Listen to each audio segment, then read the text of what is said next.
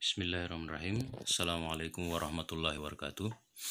Mahasiswa sekalian yang berbahagia, pada kesempatan ini saya akan menyampaikan hasil review artikel kita berdasarkan panduan atau pedoman penulisan yang telah saya upload sebelumnya di laman OSF. Nah, di pedoman telah ada beberapa hal yang telah kami cantumkan sebagai kriteria dalam penulisan artikel yang nantinya teman-teman akan kerjakan. Di situ terlihat dengan jelas beberapa hal yang perlu Anda penuhi dalam penulisan sebuah artikel ilmiah.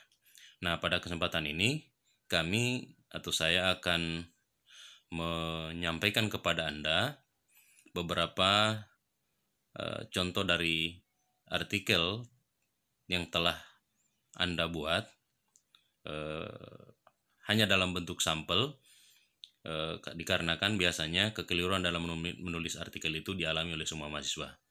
Yang pertama, kita akan mulai artikel dari saudara Alfonso Zamorano. Ini kita lihat mulai dari abstrak ada kesalahan karena ditulis dalam bahasa Inggris, maka seharusnya ditulis pula dalam bahasa Inggris. Tadi itu abstrak, di atas ditulis abstrak pakai K seperti bahasa Indonesia. Kemudian di bagian pendahuluan ini seharusnya berisi berbagai kutipan yang berasal dari buku maupun artikel ilmiah yang menegaskan pentingnya artikel ini ditulis. Nah, dari segi sistematika ada pendahuluan, ada metode. Nah, seharusnya bukan metode penelitian, tetapi cukup metode saja. Jadi kita tetap merujuk kepada pedoman yang telah kami upload sebelumnya. Nah, di dalam metode ini sesuai panduan, maka yang kita gunakan adalah metode literatur review atau kajian literatur. Jadi tugas kita adalah membandingkan antar satu literatur dengan literatur yang lain terkait dengan topik yang telah kita pilih. Nah, di bagian hasil dan pembahasan ini seharusnya seperti itu, hasil dan pembahasan. Seterusnya, mari kita perhatikan.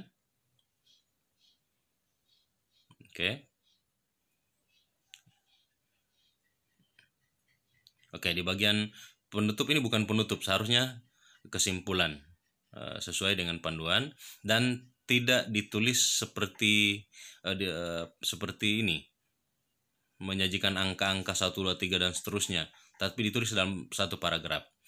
Nah, di daftar pustaka juga kelihatan bahwa saudara Alfonso belum menggunakan cara penulisan dengan model APA style atau sesuai dengan APA style yang telah saya sampaikan pada dalam pedoman. Kekurangan dalam artikel ini adalah tidak ditemukan sama sekali rujukan di dalam artikel itu, langsung tiba-tiba muncul di daftar pustaka.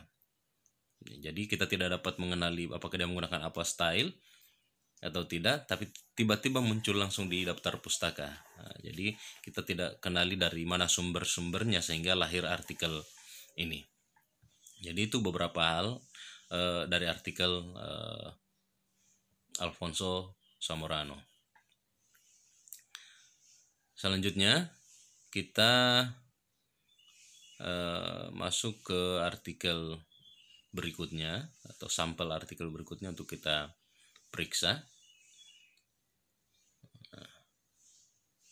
yaitu artikel dari Darwinarti. Nah, ini kami ingin perlihatkan bahwa tampilan seperti ini menunjukkan ini copy paste. Tinggal Anda perhatikan, bersambung-sambung sehingga kita tidak tahu apa konteksnya, apa yang sedang ditampilkan seperti ini. Ini modelnya copy paste.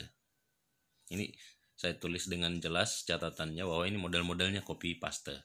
Sebaiknya mahasiswa untuk belajar menghindari sejauh mungkin praktik copy paste seperti ini. Oke. Nah, cara penulisannya mesti dirapikan juga. jika menggunakan align right atau ya harus konsisten.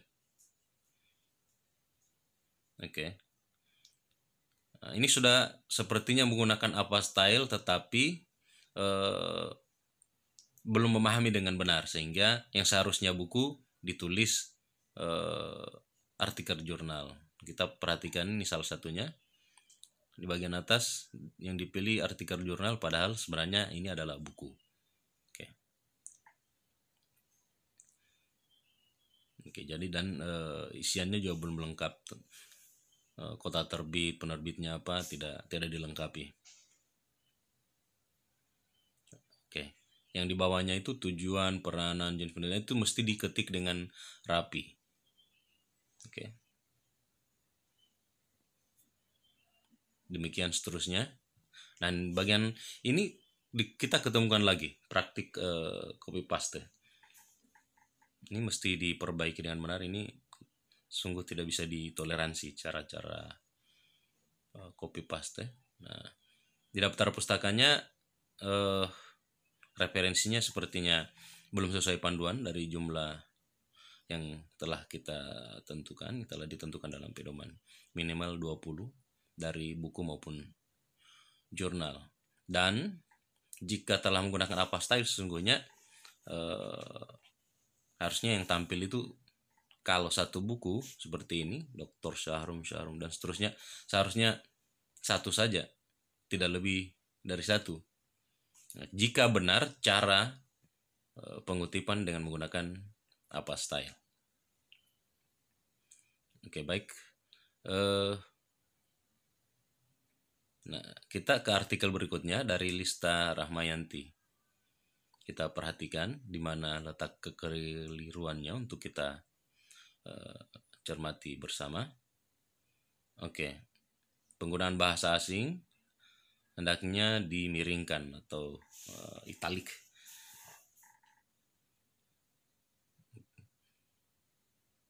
Oke.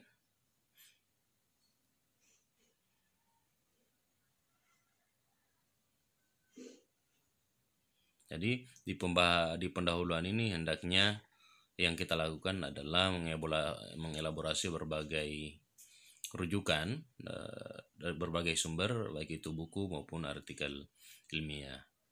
Nah, di sini kita tidak melihat satupun rujukan di bagian pendahuluan. Tidak jelas sumbernya. Nah, nanti di bagian berikutnya baru ada sumbernya. Nah, di bagian B juga sama, tadi koreksi di artikel sebelumnya, seharusnya metode saja.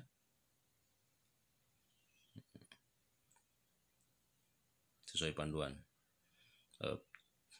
Ya, ini juga belum menggunakan apa style dalam pengutipan. Perhatikan ada catatan yang telah saya buat di sini.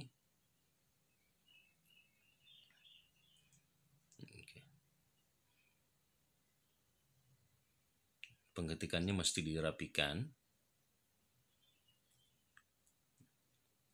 Oke, ini juga soal rujukannya masih sama ya, belum menggunakan apa style sebagaimana rekomendasi dalam pedoman.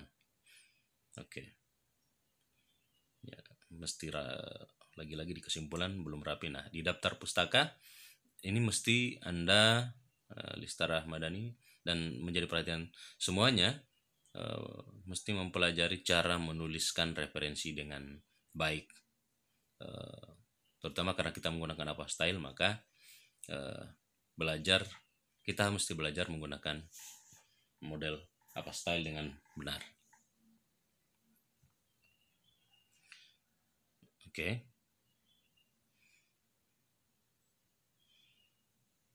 Itu beberapa hal yang menjadi bahan koreksi kita dari artikel yang ketiga. Nah, ini panduan ini seharusnya benar-benar diperhatikan oleh mahasiswa agar dapat menuliskan artikel dengan baik. Semoga memberikan manfaat dalam perbaikan penulisan artikel Anda berikutnya. Assalamualaikum warahmatullahi wabarakatuh.